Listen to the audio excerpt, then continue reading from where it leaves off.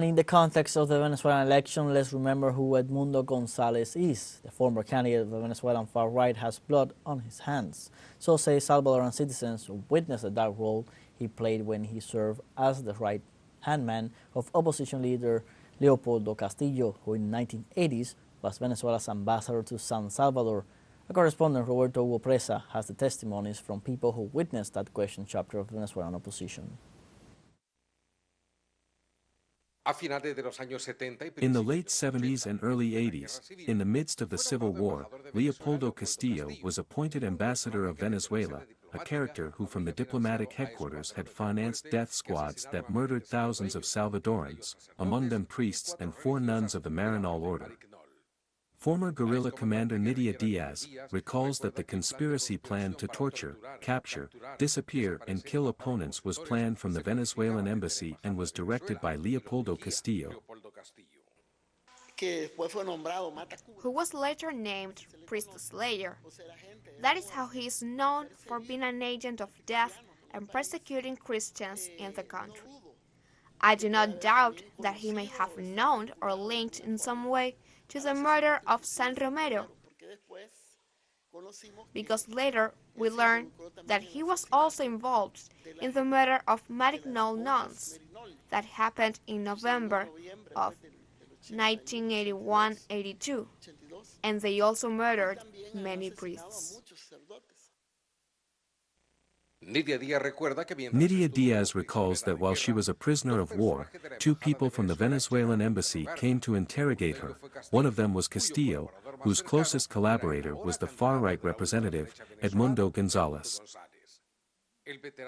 Veteran diplomat Ruben Zamora says that at that time the United States maintained interference operations in Latin American countries and that the Venezuelans were accomplices in several crimes, which shows that Venezuela tolerated and harbored confessed terrorists. Just the fact that important people of the Venezuelan Christian democracy sent to help the armed forces of El Salvador, an armed force that was absolutely violating human rights, is already a crime. Declassified CIA documents revealed that people from the Venezuelan embassy were mentioned as co-responsible for the intelligence services, authors of covert operations of the death squads, which carried out a series of massacres during Operation Centauro, financed by the United States.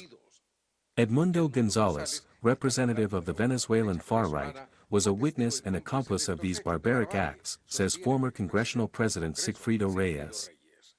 Edmundo Gonzalez has this dark past and is directly responsible and co-author of war crimes and crimes against humanity committed against innocent and defenseless people who had risen up against a despotic regime. Edmundo Gonzalez has blood on his hands and is remembered in El Salvador as a dismal character. For this historian, the Venezuelan ultra-right wing was used by the United States for its political ends, an interference that has been maintained for years. The United States had its interests in containing the advance of the revolutions in the Central American countries, and Carlos Andrés Pérez wanted international prestige. That is how hunger and need came together in the Salvadorian conflict, and that is how Venezuela entered since then. And even now in El Salvador, there is a group of Venezuelans working for the government of President Bukele, linked to the right wing against Chavismo. So if you look at them, they are a kind of shadow cabinet in El Salvador, people close to the Venezuelan right wing. In spite of the evidence and documents that have been declassified, both Castillo and Gonzalez have denied such actions by an interfering government that was acting in complicity with the destabilization plans of the United States. Roberto Hugo Presa, teleSUR, El Salvador.